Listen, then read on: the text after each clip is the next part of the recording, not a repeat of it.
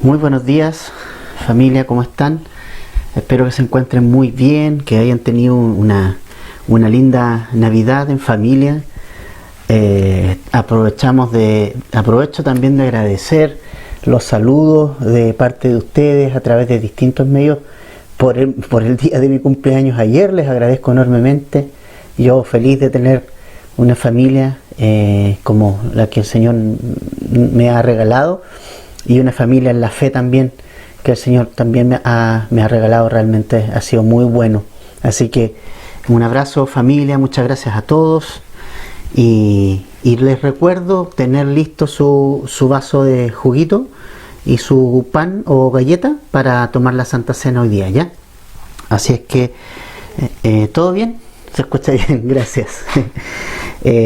Bueno, vamos a abrir entonces nuestra Biblia en Lucas capítulo 21. Vamos a estudiar del versículo 5 al versículo 24.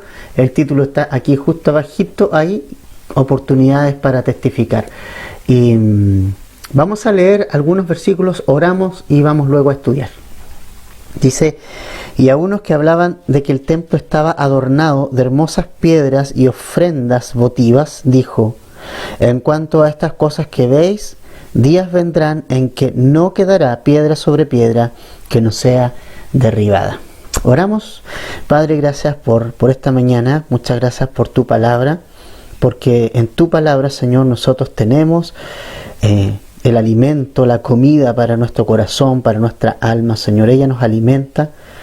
Y oramos, Señor, que nuestro corazón pueda recibir siempre tu palabra con una buena actitud, con un corazón en una posición correcta delante de ti, Señor. Gracias por la familia en la fe que tú nos has regalado realmente, Señor. Gracias por tu amor, tu misericordia que sobrepasan todo entendimiento, Señor. En el nombre de Jesús, amén. Bueno, Jesucristo está, recuerden ustedes, ya en los últimos instantes, en los últimos par de días antes de ir a la cruz. Ya no le queda nada para ir a la cruz. Para eso vino Jesús, esa fue su misión. Recordamos, ¿cierto?, la Navidad, tuvimos nuestro estudio especial el miércoles. Recordamos que obviamente este Jesús que es eterno, no es que haya nacido en Belén, o sea, Él es eterno, tomó forma de hombre allí para cambiar la humanidad, para que nunca más fuera lo mismo, y ahora podemos venir al Señor por medio de Jesucristo. Y Él nació para esto. Es imposible despegar el nacimiento de Cristo de su muerte en la cruz y de su resurrección, que son hechos comprobados, históricos, que están ahí. Entonces es importante entender esto, que el propósito de la venida de Cristo a este mundo, de nacer como un hombre, siendo Dios, de nacer en un pesebre humilde y todo, fue precisamente morir en la cruz, para darnos perdón de pecados a ti y a mí. Él mismo está poniendo su vida. Él vino a eso. Él vino a poner su vida para luego volverla a tomar. Él siempre está teniendo el control, nunca olvidemos de eso, ¿ya? Y lo que nosotros hemos estado viendo estos últimos domingos es que Jesús ha estado en el templo enseñando, ¿cierto?, respondiendo inquietudes. Los fariseos y los religiosos le quieren encontrar alguna situación donde poder acusarlo, y vimos la semana pasada que ya en el templo, ¿verdad?, cambia de podríamos decir, de sección, y se va a la sección de la ofrenda. Y allí nosotros vimos que él, observando lo que todos echaban en el arca de las ofrendas, en los tiestos de las ofrendas, destacó la ofrenda de una viuda, quien dio todo el sustento que tenía, a quien Jesús, ¿verdad?, destacó como un verdadero sacrificio de alabanza. Obviamente lo que no cuesta nada no tiene nada de valor. Siempre un sacrificio de alabanza debe costar algo. Debe costar. Eso es un sacrificio de alabanza, eso es un sacrificio. Romanos 12:1 dice que nosotros ahora nos presentamos nuestros cuerpos en sacrificio vivo. ¿Y qué es un sacrificio? Es algo que duele. Es algo que duele, no es que no duela. Cuando yo me voy a entregar a Jesucristo completo, eso va a significar un dolor para nosotros, porque va a significar que voy a dejar de lado las cosas que me atan a este mundo y que no me permiten que pueda seguir a Jesús. Por eso Jesús dice que si alguno quiere venir en pos de mí, tome su cruz cada día y sígame. Y la cruz es sacrificio, es dolor, es crucifixión. ¿Te fijas? Y Jesús destacó a esta viuda. Y ahora, fíjate qué contraste más grande, porque acá dice el verso 5 que unos hablaban de que el templo estaba adornado de hermosas piedras y ofrendas votivas. O sea, las ofrendas del templo, toda esa cantidad de plata que los ricos daban de la sobra, ¿no? Se permitía tener estos y mantener el templo. Recordemos que este templo lo agrandó Herodes, o sea, digamos, está construido ahí en esa época, ¿no? En esta época, y había que mantenerlo. Entonces las ofrendas mantenían la fachada, la limpieza, que era según Flavio Josefo, este templo era pero magnífico, era oro, habían enchapados de oro, lo que no era de oro era de mármol, unas piedras blanquísimas de un mármol pero muy puro. Y según algunos dicen que cuando uno venía asomando a Jerusalén, desde lejos se encandilaba con el brillo del oro del templo. Y acá, fíjate tú que las personas que están aquí, que son los discípulos, Mateo capítulo 24, nos muestra este mismo hecho. Y ahí nos menciona que son los discípulos los que le dicen a Jesús: mira Jesús, qué lindo el templo, qué grandes sus construcciones, qué majestuoso el templo que tenemos, como una manera de decir, mira, nosotros estamos bien, ¿verdad? Mira lo que tenemos como templo. Y la verdad es que el estado espiritual de Israel era deplorable, que no tenía nada que ver con la majestuosidad de una construcción. Era un pueblo que estaba dejando a Jesús afuera de su vida espiritual. No estaba recibiendo lo que Dios le quería dar. Es como la iglesia de la Odisea en el libro de Apocalipsis, que Jesús estaba fuera de esa iglesia. Que esa iglesia decía: yo me he enriquecido, no tengo necesidad de nada, pero Jesús le dice: tú eres un pobre, ciego, miserable, desnudo, no tienes nada, pero yo estoy a la puerta, estoy llamando. Jesús estaba fuera de esa iglesia. Qué increíble, ¿no? Qué increíble que las cosas funcionen tal cual, la misma liturgia, la gente y todas las iglesias, pero el tema es si Jesús está dentro. Ese es el tema. Bueno, acá estos discípulos decían: mira Jesús, mira qué lindo el templo, ¿no? Y es interesante porque imagínate, Jesús estaba enseñando acerca de la pobreza de la viuda, que de su pobreza dio todo lo que tenía, de un valor monetario muy pequeño al lado de toda la majestuosidad del templo. Pero Jesús no se impresionó por la riqueza del templo, se impresionó por la pobreza de la mujer viuda.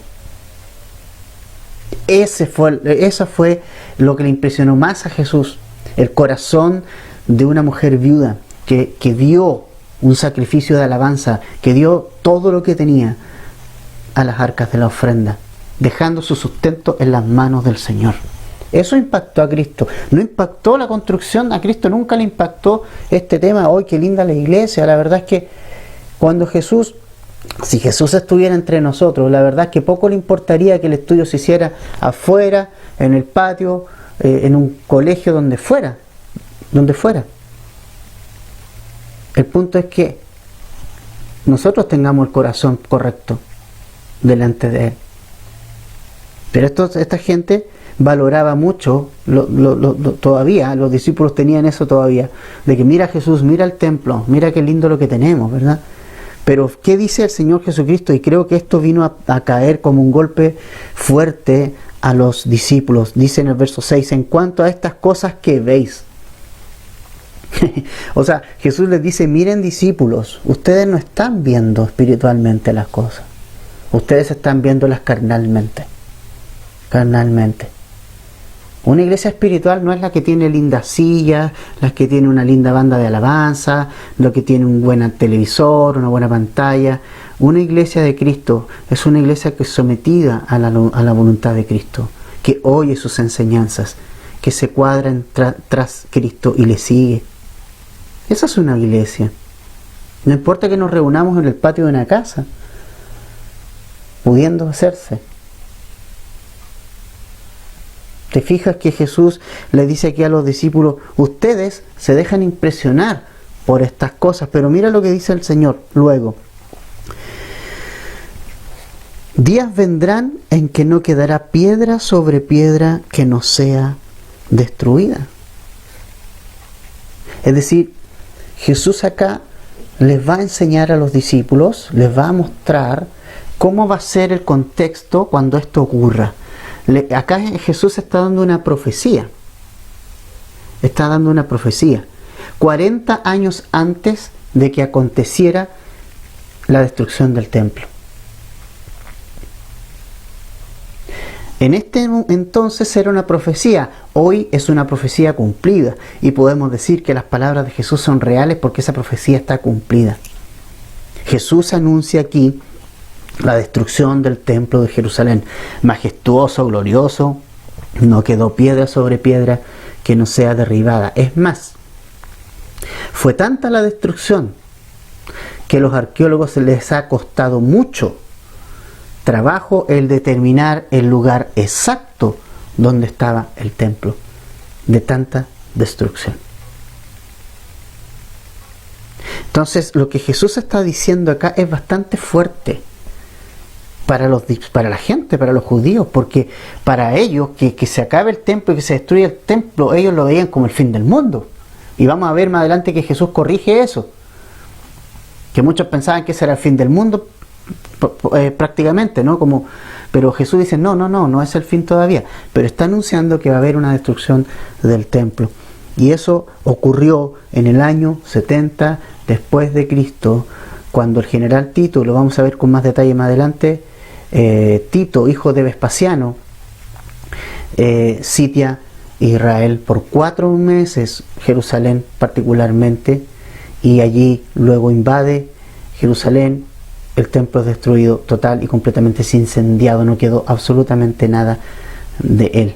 Hoy lo podemos decir, fue una profecía cumplida, una más, cumplida completamente, tal como Jesús lo dijo. Por eso podemos creer las palabras de Jesús, por eso podemos creer este libro, podemos creer en él, porque se ha cumplido todo lo que en él ha estado determinado. No como las profecías mayas, el Nostradamus, no sé qué cosa, que estaban todos esperando el fin del mundo el 2012. ¿Qué pasó el 2012? Nada.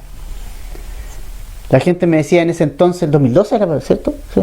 Me decía, ¿y tú no estás preocupado que viene la profecía no sé cuánto, de los mayas, de Nostradamus? Y yo, no, la Biblia no dice eso. La Biblia es el libro profético.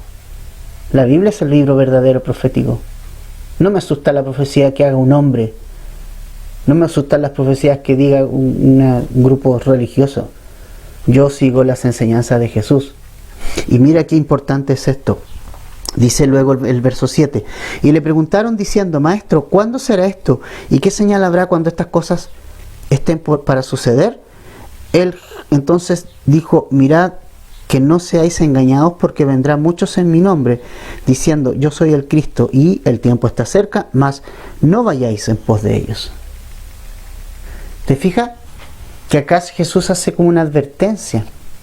Bueno, Lucas hace más énfasis en la destrucción del templo. Mateo 24 tiene otros énfasis, ya que es lo mismo en la misma sección en Mateo 24, pero tiene otros énfasis. Ya está mucho más enfocado, por ejemplo, en lo que va a ser los últimos días y todo. Lucas se enfoca mucho más en este hecho de la destrucción del templo como historia, y como historiador se enfoca más en eso. Entonces la pregunta es de los discípulos, porque quedaron asombrados. Maestro, ¿cuándo va a ser esto? Imagínate el templo ahí, con toda su majestuosidad, y Jesús le dice, esto va a ser destruido. Era decirle a los judíos poco menos que iba a ser el fin del mundo, o sea, para ellos, ¿no? Interesante. Y también le pregunta por las señales que van a suceder cuando esté por ocurrir la destrucción del templo. Entonces, la respuesta de Jesús es muy interesante. Porque dice, primero, mirad que no seáis engañados. Y creo que en estos temas proféticos, escatológicos, como le dicen, de los últimos tiempos, hay muchísimo engaño por las redes, muchísimo engaño. Y creo que aquí tengo que tener una regla de oro para mi vida. Y es, ¿a quién voy a oír? Esa es una pregunta que tú tienes que hacerte íntimamente. ¿A quién voy a escuchar? ¿Voy a escuchar a Jesús? ¿Voy a escuchar su palabra? ¿O voy a escuchar falsos profetas y falsas enseñanzas? Es una decisión. ¿A quién vas a prestar atención? Los falsos profetas han estado desde siempre en la historia transversal de la Escritura. En la antigüedad, desde siempre. Porque Satanás es un falso y falsea la Biblia. A Eva la engañó. Acuérdense de eso. Falsea todo. Él intenta imitar. Moisés fue con Aarón con la vara y se convirtió en serpiente. Allá los brujos hicieron exactamente lo mismo. La diferencia es que la serpiente de la vara de Aarón se devoró a las demás. Estaban los profetas verdaderos y estaban los profetas falsos en los tiempos de Elías. Siempre ha habido falsos maestros y falsas enseñanzas. Siempre. Y Jesús nos vuelve a advertir aquí, miren que no sean engañados, porque van a venir personas diciendo, yo soy el Salvador. ¿Y sabes qué? En aquella época muchas personas, Flavio Josefo registra, el historiador judío, algunos profetas, algunos que se levantaron diciendo, yo soy el Salvador, yo voy a salvar a Jerusalén del asedio romano. Se levantó más de alguno, a quien Jesús advierte no seguirlo. Dice, no vayas en pos de ellos. Creo que esta es algo que nosotros tenemos que tener muy en cuenta. Es a quién estoy siguiendo. ¿A quién estoy siguiendo? Yo te digo, hermano y familia, ten cuidado con lo que escuchas. Ten mucho cuidado con lo que escuchas. Y lo primero que tienes que tener en cuenta es que este libro, es suficiente. Es suficiente. Primero que todo, este libro es suficiente. Y cuando este libro no es suficiente para ti, lo lamento, pero eres un candidato al engaño número 1. Cuando la Biblia deja de ser suficiente para ti, eres el candidato número 1 para apostatar de la fe. Y es tu responsabilidad estudiar este libro. ¿Por qué hay ignorancia hoy día? Porque no hay estudio. Mi pueblo, dice la Escritura, pereció. ¿Por qué? ¿Por falta de qué? ¿Por qué pereció mi pueblo? Por falta de conocimiento de las Escrituras. Y creo que es súper importante esto, familia. Si tú no estudias las Escrituras diligentemente, si para ti la Biblia no es suficiente, eres el candidato número 1 a ser engañado por cualquier persona que tú escuches en la televisión, en el YouTube, que hoy día proliferan los falsos maestros. Por todos lados. Están súper accesibles. Y recuerda algo. La falsa doctrina nunca va a ser falsa total, porque algunos usan mal ese versículo retener lo bueno y desechar lo malo. No, el falso no tiene el 99% de buena comida, y no significa que eso sea bueno. El 1% es veneno y contamina todo lo demás. El veneno de ratón es así. El veneno de ratón lo compone 99% comida buena para el ratón, el 1% comida mala, pero ese 1% contamina a todo el resto de la comida, a todo. Tengo que tener cuidado con esas cosas. Saber bien, estudiar las Escrituras por ti mismo. La flojera está mucho en las iglesias, mucho. La flojera de abrir la Biblia, de estudiar las Escrituras. Tienes que ser diligente en eso. Yo agradezco al Señor por los hermanos que se tomaron el tiempo para estar toda una tarde en el taller de estudio inductivo, y díganme que no les sirvió. ¿Cierto que sí? Es maravilloso descubrir las Escrituras, ver lo que hay en ellas, dejar que ella misma nos hable a nosotros, no que voy a ver lo que dice el comentario tal, que no es malo, ¿ya? Pero la Escritura es la que tiene que regir tu vida, ella es la que te va a dar la claridad. Y te vuelvo a decir, si no es suficiente para ti, eres candidato derechito al engaño, derechito. Vendrán muchos en mi nombre, diciendo, yo soy el Cristo. Muchos, no uno, muchos. O dando fechas, por ejemplo.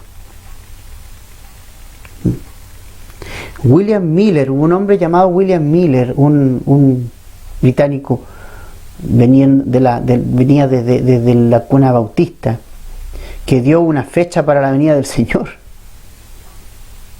En 1845-46 dijo que iba a venir el Señor. Por supuesto, no vino. Era cualquier persona que estudiara las Escrituras se podría dar cuenta que nadie puede dar una fecha para eso, porque Jesús dijo que nadie lo sabe excepto su Padre que está en los cielos. El rapto de la iglesia no tiene fecha. Lo que tiene fecha es la segunda venida, pero la segunda venida no viene sino previo al rapto de la iglesia y la gran tribulación de 7 años. Y luego la segunda venida, eso sí tiene fecha. Pero primero es el rapto, luego los 7 años de tribulación y luego la segunda venida de Jesús. Y toda la gente le creyó a este personaje, un montón de gente.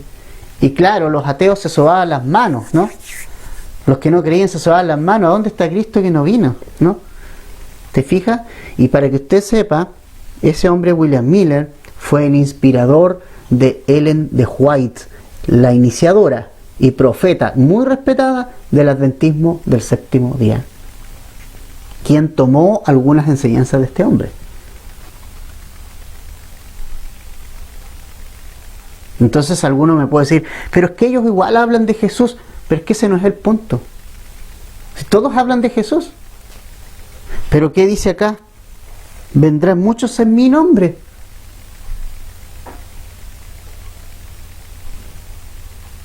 Jesús también dijo, en aquel día muchos me dirán, Señor, Señor, hicimos milagros, esto, lo otro en tu nombre. ¿Y quiénes son ustedes? Si no los conozco.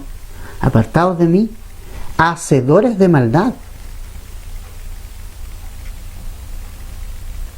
Cuidado, si la Escritura no es suficiente, si no escuchas a Jesús, te va a ir mal. Vas a apostatar. Era un candidato a la apostasía. Ahora aquí hay algunas recomendaciones de Jesús a los discípulos cuando esto suceda. Verso 9 dice, y cuando oigáis de guerras y de sediciones, no os alarméis, porque es necesario que estas cosas acontezcan primero, pero el fin, y aquí les da Jesús tranquilidad, dice, no será inmediatamente. O sea, tranquilos, que la destrucción del templo no significa el fin del mundo. ¿Ya? Hoy día mucha gente está con esta cosa del fin del mundo. Y yo les quiero decir algo, la Escritura el fin del mundo falta muchísimo para que se concrete. Muchísimo. Hay varios fin en la Escritura. Por ejemplo, tenemos el fin de la era de la iglesia. Para que el fin de la era de la iglesia termina con el rapto de la iglesia. Ahí termina la era de la iglesia sacada de este mundo, y luego el Espíritu Santo trabaja con Israel. Ese es el fin, primer fin. El fin de la era del gobierno humano. ¿Cuándo viene? Cuando Jesús venga por segunda vez elimina todo el sistema humano y Él gobierna. Y está el fin del mundo, que viene después del milenio, ¿ya? Son 1000 años en que Cristo reina, luego Satanás de alguna manera vuelve a ser soltado y vuelve a engañar a las naciones, les hace creer que pueden derrotar a Jesús de nuevo, y Jesús ahí los derrota completamente y son echados, lanzados al lago de fuego, y ahí recién viene el fin del mundo, ¿no? Ahí este mundo será destruido, ojo, la tierra y el cielo completamente destruido, y van a dar paso a un nuevo cielo y una nueva tierra, no una tierra restaurada como muchos dicen, no, va a ser completamente destruida. Dice que los elementos desechos serán ardiendo.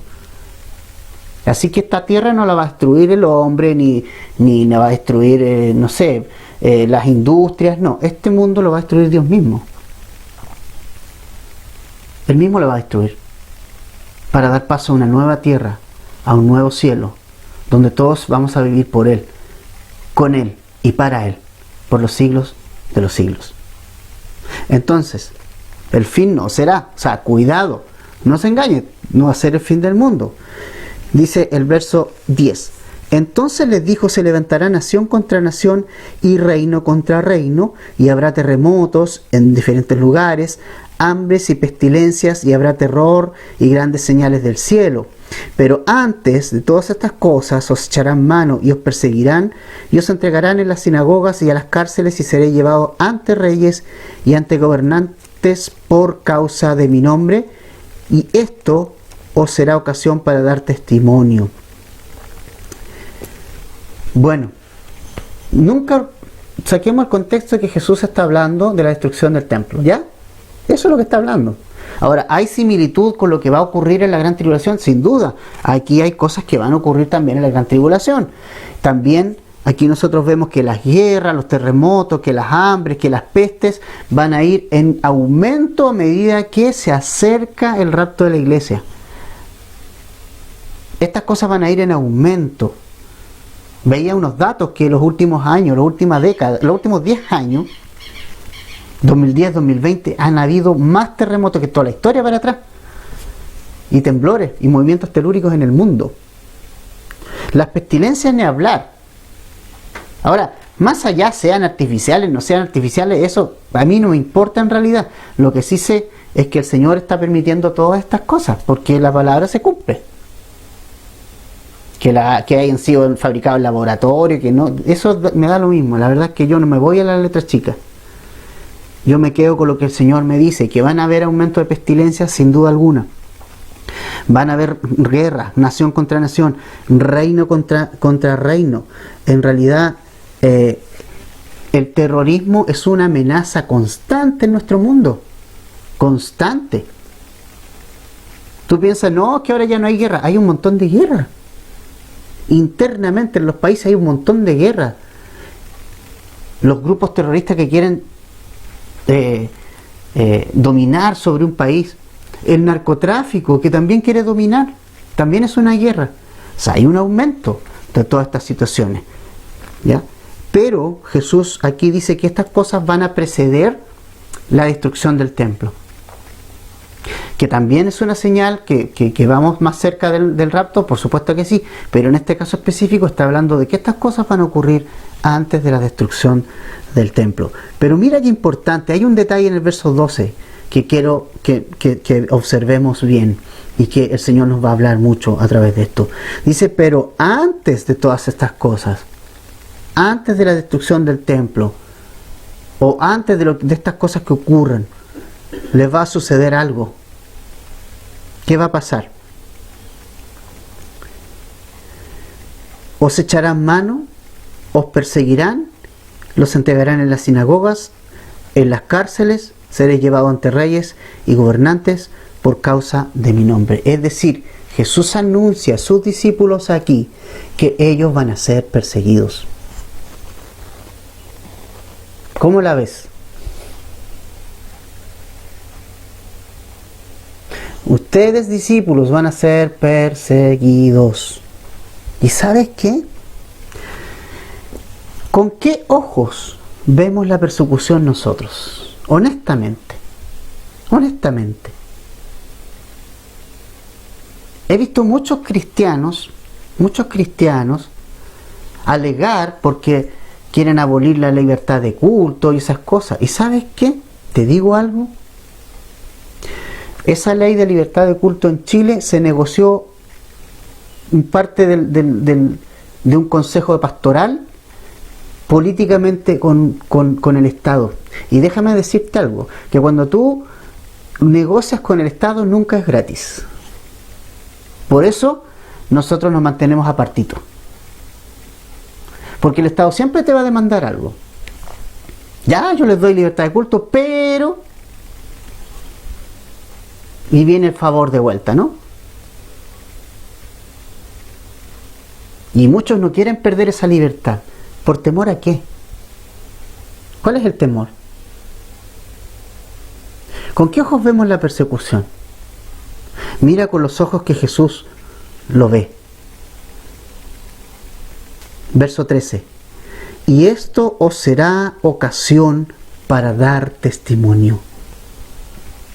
¿Te das cuenta? Con los ojos que Jesús ve la persecución hacia nosotros, sus discípulos,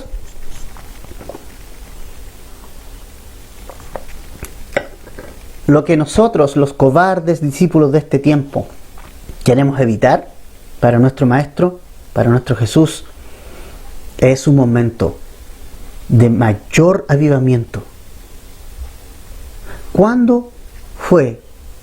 ¿Cuál fue el primer y grande avivamiento? Y verdadero, diría yo.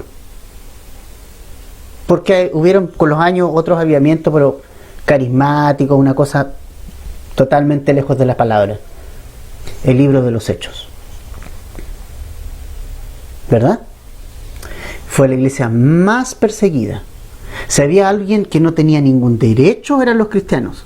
Ninguno. No eran legales esas iglesias. Se escondían, se reunían mientras se podía en casas, qué sé yo. La iglesia del primer siglo no tenía ni locales. Pero fue la iglesia que llegó hasta los confines últimos del mundo conocido. ¿Por qué? Porque Jesús lo dijo.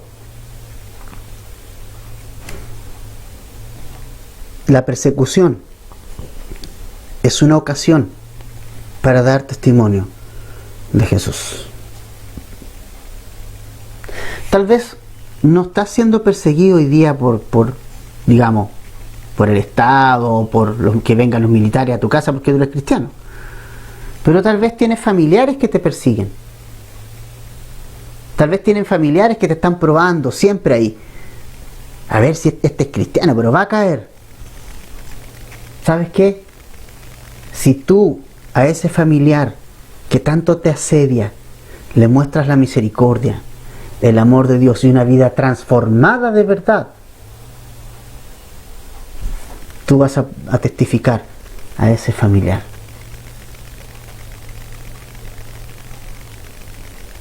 No caigas en la trampa de cuando alguien te toca la oreja, como decimos comúnmente. ¿Eh?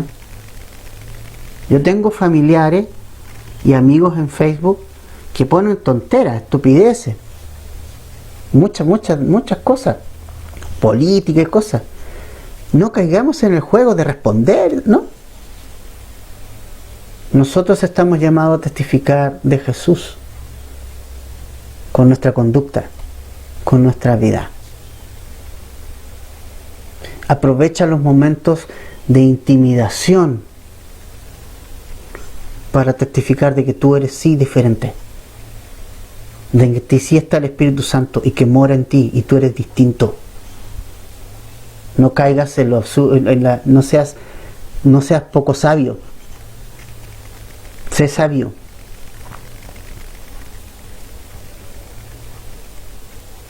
Lo que nosotros vemos con ojos malos, Jesús lo ve con los mejores ojos.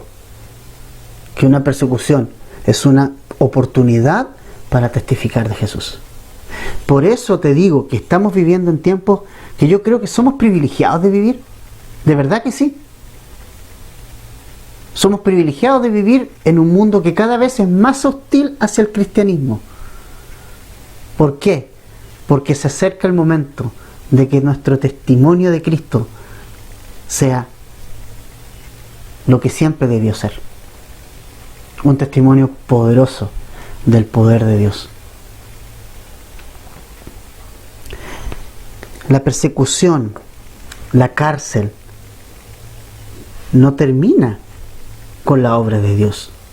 La continúa y la hace más efectiva. Vamos a Filipenses, capítulo 1. Por favor, acompáñame ahí. Filipenses, capítulo 1. Versículo 12 al 14. Filipenses 1, 12 al 14.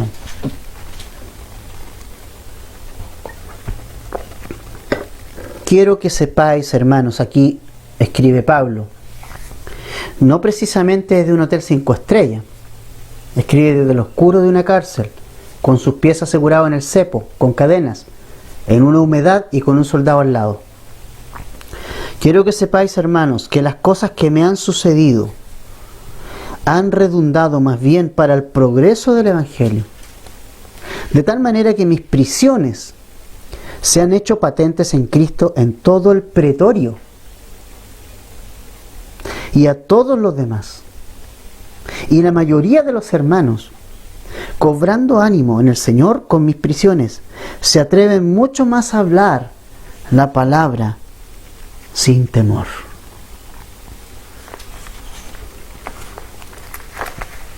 Como dice un amigo, pastor, ¿cómo la ves?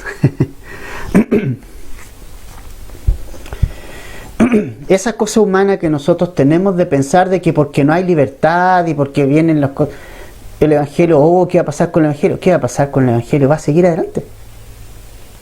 Si fíjate algo, la iglesia de Cristo es victoriosa.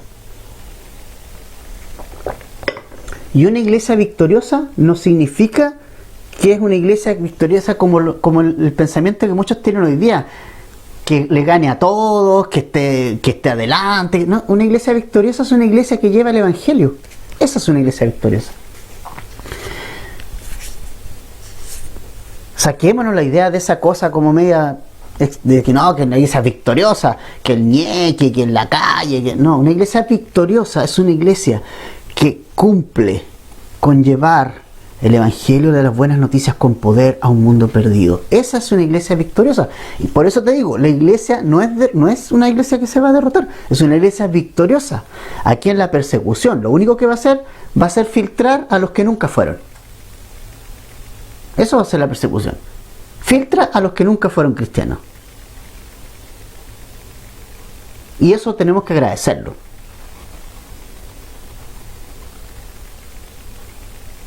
Y finalmente van a quedar solo los que sí siguen a Jesús y queremos testificar de Él.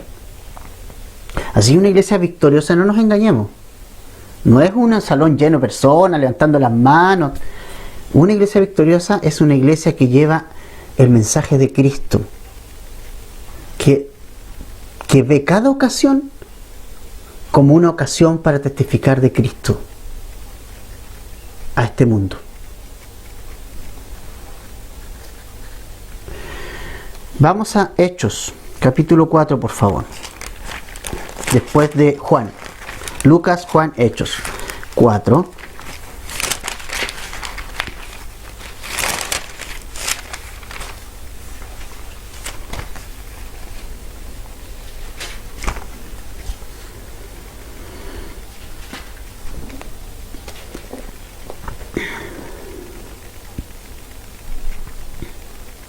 Fueron detenidos Pedro y Juan y están frente a los religiosos.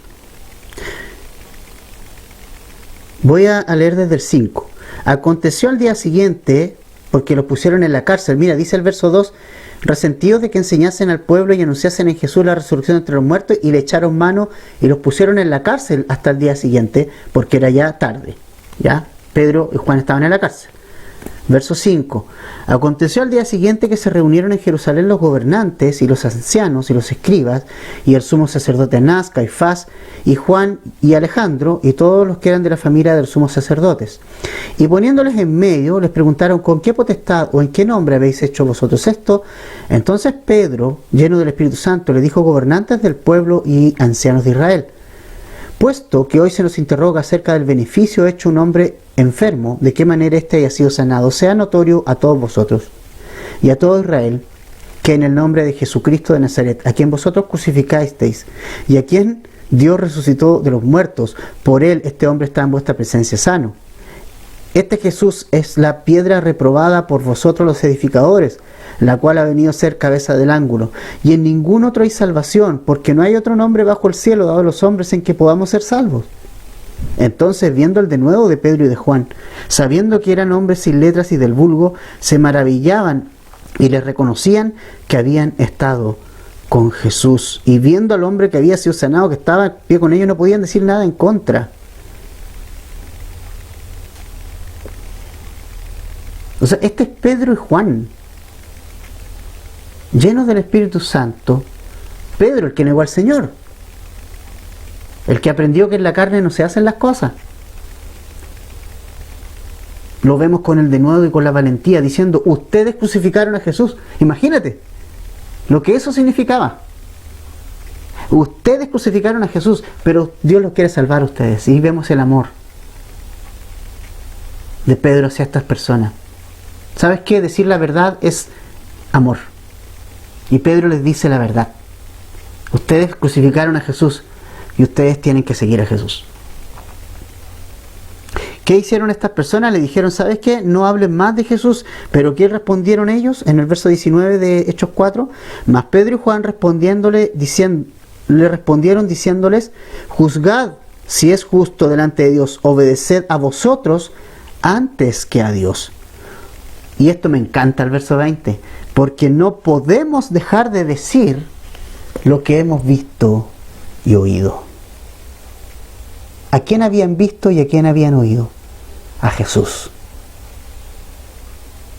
Cuando tú tienes un encuentro personal con Jesús, no podrás dejar de hablar de Él. Por eso que si tú no testificas, es una evidencia de que no conoces a ese Jesús.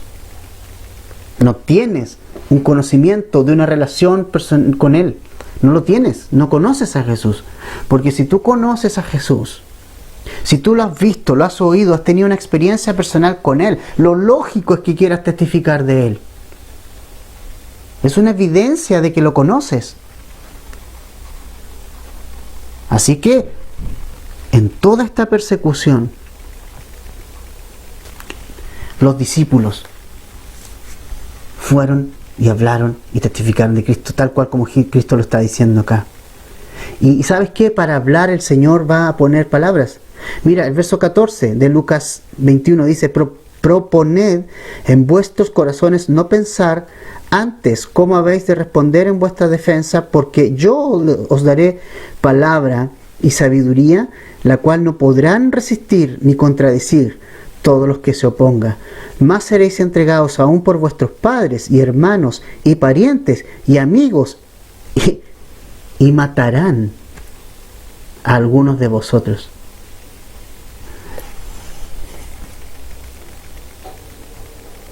Imagínate, Jesús le está diciendo a sus discípulos: algunos de ustedes van a morir. En realidad, todos, excepto Juan, murieron mártires de la fe. No murieron por ladrones, no murieron por enfermedades, murieron por seguir a Jesús. Y Jesús se lo está diciendo acá. ¿Qué evangelio de la prosperidad es este? ¿Qué evangelio de las bendiciones, de hermano Dios te bendiga es este? Este es el evangelio de las buenas noticias de Cristo. Y nos enseña que los testigos de Cristo estamos expuestos. Evidentemente que estamos expuestos.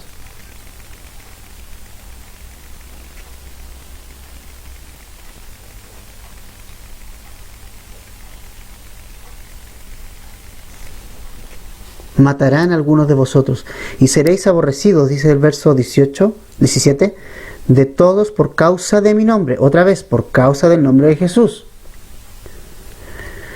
Pero ni un cabello de vuestra cabeza perecerá, con vuestra paciencia ganaréis vuestras almas. Muchos toman ese pasaje de que ni un cabello de vuestra cabeza perecerá para decir que no nos puede pasar nada. Eso no es lo que está diciendo, porque acabamos de leer de que matarán a algunos. Algunos van a ser muertos, los van a matar, van a morir mártires, van a sufrir cárceles. ¿A qué se refiere eso? Que mientras Jesús tenga un plan y un propósito con el discípulo de Jesús, lo va a guardar.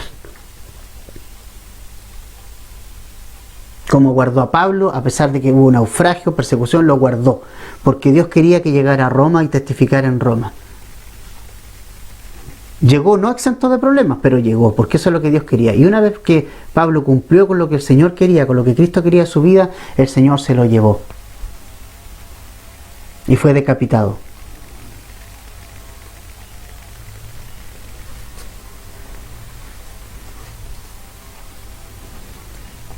Quiero que vayas a Hechos, capítulo 26, por favor.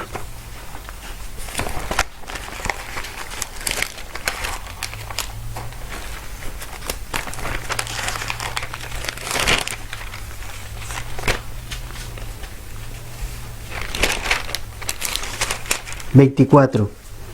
delante de los gobernantes, ¿se acuerda? Jesús dijo que iban a estar. Pablo está delante de Agripa. Dice, diciendo él, verso 24 de Hechos 26, estas cosas en su defensa, Festo a gran voz, ¿qué había dicho Pablo? Había predicado el Evangelio. Festo a gran voz dijo, estás loco, Pablo, las muchas letras te vuelven loco. Mas él dijo, no estoy loco, excelentísimo Festo, sino que hablo palabras de verdad y de cordura, pues el rey sabe estas cosas,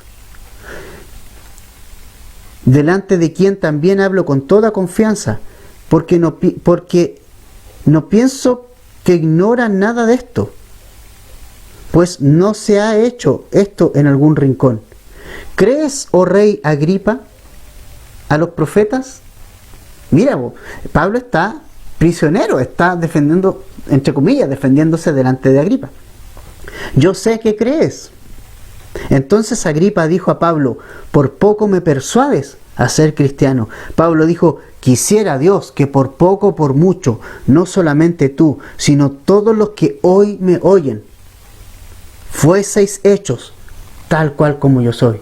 Es decir, transformados conforme a Cristo. Excepto estas cadenas. Es decir, yo lo único que quiero es que ustedes conozcan a Cristo. No quiero que estén presos como yo, pero quiero que conozcan a Cristo.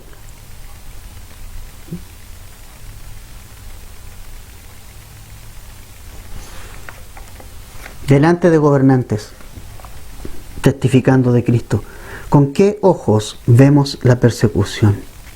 ¿Con qué ojos los vemos? ¿No? Ahora, ¿quién nos va a dar esas palabras? Evidentemente el Espíritu Santo. Nos va a recordar lo que has estudiado en las Escrituras, va a recordar las palabras de Jesús. Mira, el Evangelio de Juan, capítulo 15, versículo 20, dice, acordaos de la palabra que yo os he dicho, el siervo no es mayor que su Señor. Si a mí me han perseguido, también a vosotros os perseguirán. Si han guardado mi palabra, también guardarán la vuestra. Mas todo esto os harán por causa de mi nombre, porque no conocen al que me ha enviado. Si yo no hubiera venido ni le hubiera hablado, no tendrían pecado. Pero ahora no tienen excusa por su pecado. El que me aborrece a mí, también a mi Padre aborrece. Si yo no hubiese hecho esto, entre ellos, obras que ningún otro ha hecho, no tendrían pecado.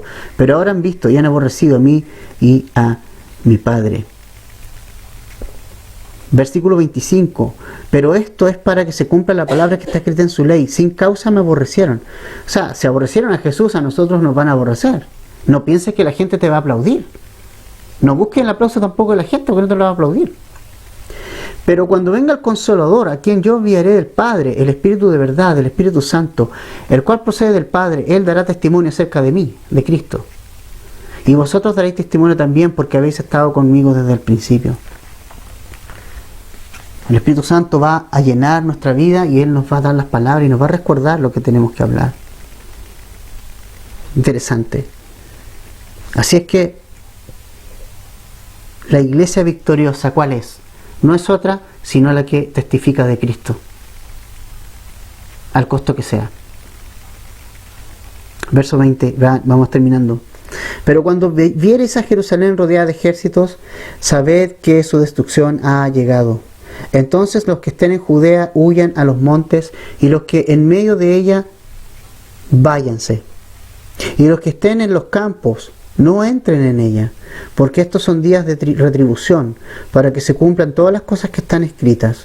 Mas hay de las que estén encintas y de las que críen en aquellos días, porque habrá gran calamidad en la tierra e ira sobre este pueblo, y caerán a filo de espada y serán llevados cautivos a todas las naciones, y Jerusalén será hollada por los gentiles hasta que los tiempos de los gentiles se cumplan.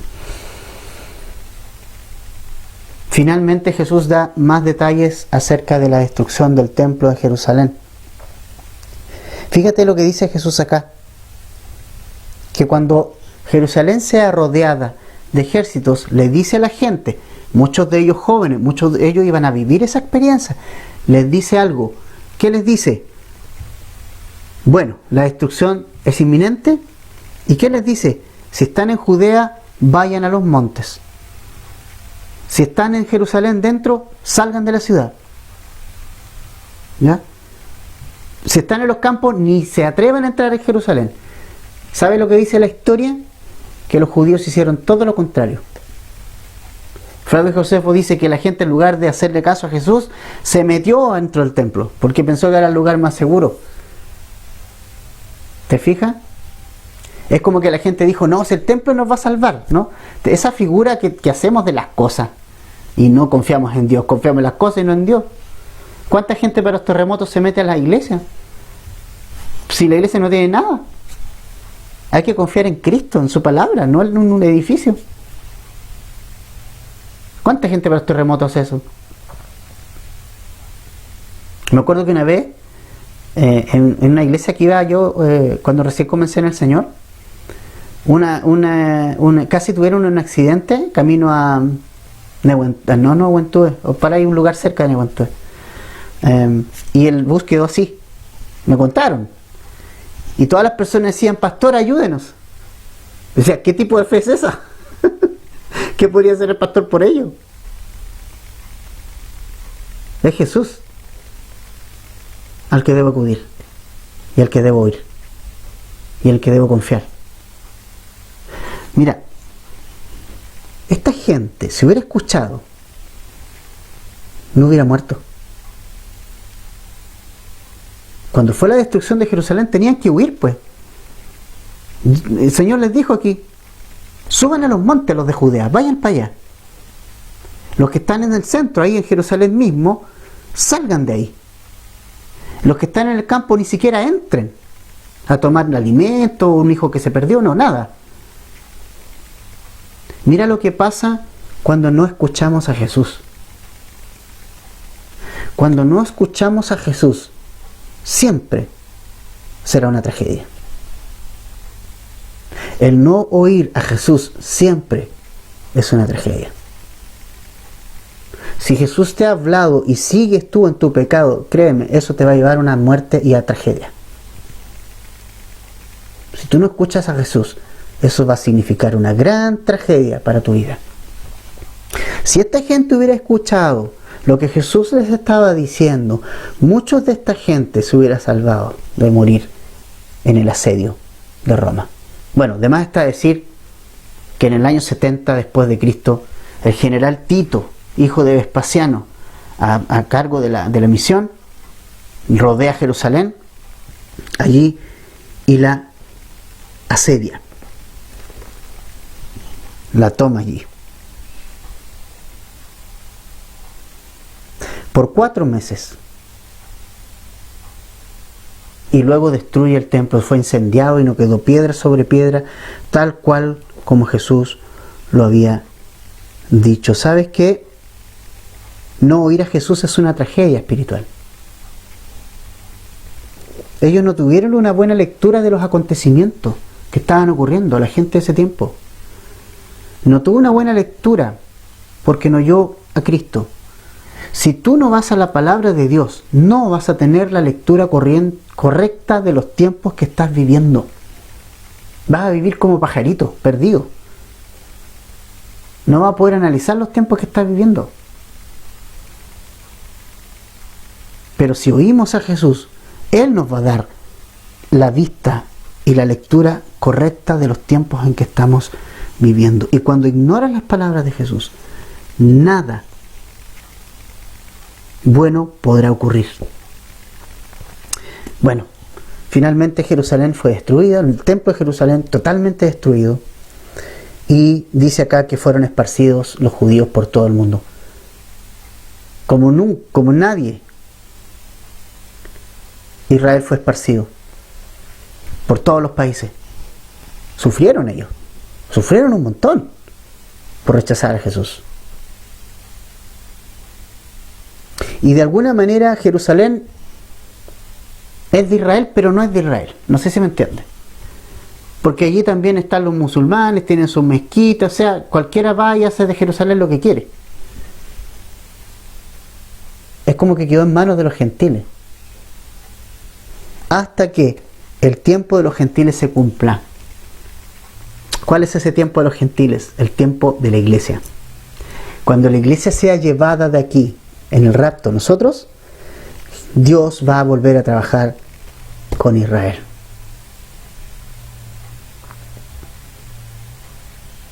El anticristo los va a engañar durante los 3 primeros años y medio, haciéndose pensar que es el Salvador de ellos, el Mesías. Luego se va a desenmascarar, se va a dar cuenta Israel de su engaño y van a tener que hacer lo mismo que acá. Van a tener que arrancar del anticristo. El anticristo los va a perseguir y ellos van a tener que huir a las ciudades, a los montes rocosos que hay por ahí cerca, en una ciudad llamada Petra, donde solo se puede entrar a caballo en algunos lugares, de difícil acceso. Y luego Jesús viene por segunda vez para reinar desde Jerusalén para todo el mundo. Así que, familia, ¿cómo ven la persecución? ¿Cómo ven la tribulación? ¿Con qué ojos?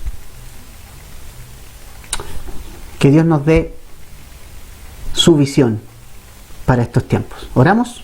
Gracias, Padre.